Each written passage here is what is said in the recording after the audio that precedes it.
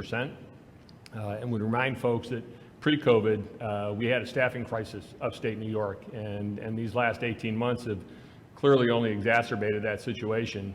Long-term care, particularly skilled nursing facilities, have faced a lot of media attention, almost all of which has been negative, which has only made the staffing situation that we have that much more critical. And while we all remain completely committed and supportive of getting all of our staff vaccinated, there are realities that we're dealing with on the ground. We're beginning to get resignations coming in anticipation of these next 20 some odd days before the mandate takes place. And we already don't have enough staff in upstate to make the situation work. And I know that those are concerns that have been expressed by other members. So I think any flexibility that can be extended to on-the-ground circumstances would be helpful. The department is collecting data now on staffing on a facility-specific basis, so there should be an awareness as to where facilities are at. There was a recent survey that came out that indicated that of all the unvaccinated long-term care staff, 50% have said that they simply won't get vaccinated. And so when you look at statewide vaccination rates of facilities that are in the low 50s to the high 90s, there's a pretty substantial risk of runoff from staff happening. So we just ask the department to consider that as we move forward, and like to have some level of flexibility extended based on the-ground experiences. Thank you, Mr. Holt. Anyone else? Ann, did you raise your hand, or Ann and then Mr. LaRue? Go ahead, Ann. I echo what we've just heard, and one of my concerns, Jeff, and I agree with you that good policy is based on good data, but that sounds like an after-the-fact decision. And my concern is that if you're going to lose staff because this goes into effect, you're going to lose them. And then even if the department after that says we can have some flexibility, you've already lost that staff, and there's no other source for staff, as Tom Holt said, and others.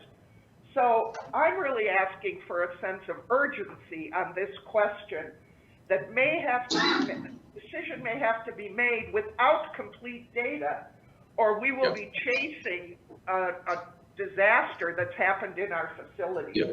I think that's a great point, and the emergency regulation goes into effect of September 27th.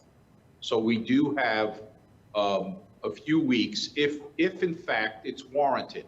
As you said, you're right. Particularly some of the health providers in border communities, that neighboring states in Pennsylvania and in Vermont and Massachusetts and Connecticut, it creates options. But I appreciate that, and I think you're absolutely correct. Mr. LaRue. Yes, good morning. Scott LaRue, member of the council. I would just also concur with what's been stated here. My concern is the home care, and specifically the home health aides. Our organization has about 600 home health aides. We've been extraordinarily successful in other sectors of achieving over 85% vaccination rates. But with the home health aides, that has not been the case. And I've got about 144 that have indicated that they are not going to get vaccinated, which means that there will be members of the Medicaid Managed Long-Term Care Plan, the PACE plan, et cetera, and our home care CHAs that potentially we're not going to be able to cover cases due to the lack of home health aides. Okay, I just want to thank everybody. It's okay? Okay, or you going to say something? Go ahead, Dr. Torres, and then we'll kind of, because we're repeating our, Dr. Torres, a member of the council. Scott, I echo your concerns as well. I also have a licensed home care agency, and this is the reality of what you just mentioned in our setting and many others as well. So we're very concerned about the impact of patients not being able to have the coverage or the family supports in the community as well. It's a domino effect, although we try and really uphold the vaccine concept and the safety and protection for all. So I just want to end by reaffirming something. We stand by what we did. we believe it is the right thing to do, and it's the best thing to do, not only to protect our the patients, but also to protect healthcare workers. So I don't want anything we've just said to be misinterpreted. We are absolutely 100% supportive of the governor's directive, as are we of the commissioner's intent.